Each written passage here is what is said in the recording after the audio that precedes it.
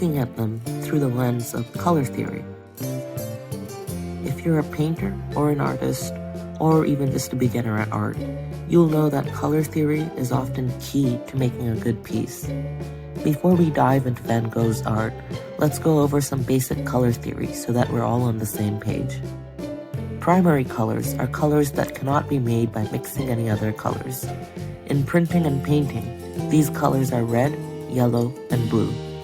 Secondary colors are formed by mixing two primary colors. For example, yellow and blue together make green. Tertiary colors are colors mixing a primary color with a secondary color. For example, red-orange or yellow-orange. Complementary colors are colors that are across from each other in a color wheel. When put together, they create some striking contrast. For example, purple and yellow. Analogous colors are colors that are adjacent to each other on the color wheel. When put together, it can create a harmonious effect. For example, blue and green. This is the beginning to understanding color theory.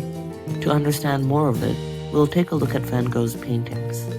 Saturation refers to the intensity of a color. A color is fully saturated when it contains no white, gray, or black. For example, in this Van Gogh painting, you'll see that the shadows are high saturated. They are a rich blue, whereas many painters might interpret them with shades of gray or black. Van Gogh tended to use high saturation in his work, bringing his vision to life with rich colors. A tip for painting back from my college days was never to use black.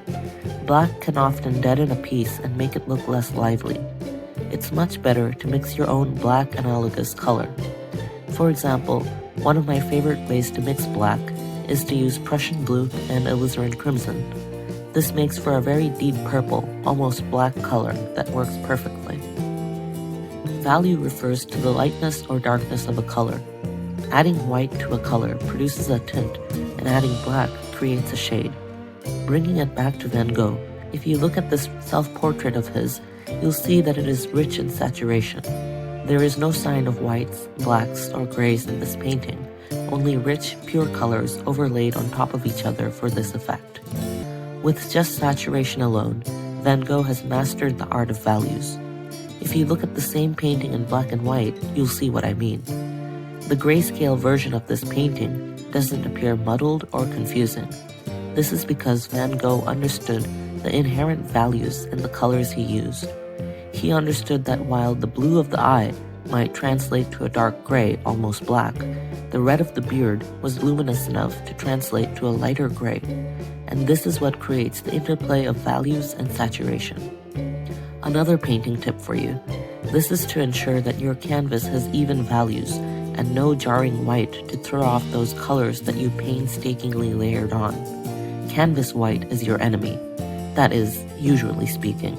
If you're an experimental artist, then go ahead and utilize that blank space. You don't want that bright white peeking through your painting. To avoid this mishap, just cover your painting in an initial wash of a base color. Yellow, orange, or light blue are often great starting points for this. Back to Van Gogh. I'm going to venture a guess and say that blue and yellow were perhaps his favorite colors. Why? Because they appear in some of his most famous paintings. While blue and yellow are not true complementary colors, they are across from each other in the color wheel and create some striking contrast. Starry Night over the Rhône and Café Terrace at night are just a few of the many paintings that display Van Gogh's affinity for these two contrasting colors. In Café Terrace at night, you'd see many artists interpret the scene as darker, with more muted colors. Nighttime scenes usually involve earthy tones or warm grays. Low light means that there's less saturation usually.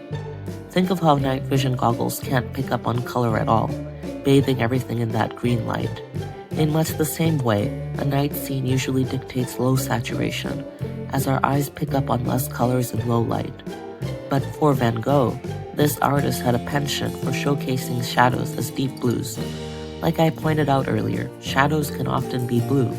Think of when you're taking a road trip and you're looking out the window at those mountains. What color are they? The answer is not black, that's for certain. They are usually purple or blue, reflecting the color of the ever blue sky. I hope this video gave you more of an idea of color theory. Even if you're an expert, it never hurts to look at an artist like Van Gogh's work for reference. There's always more to learn. I hope you're inspired like I was by Van Gogh to make your colors richer, your shadows bluer, and make some beautifully saturated art. Until next time.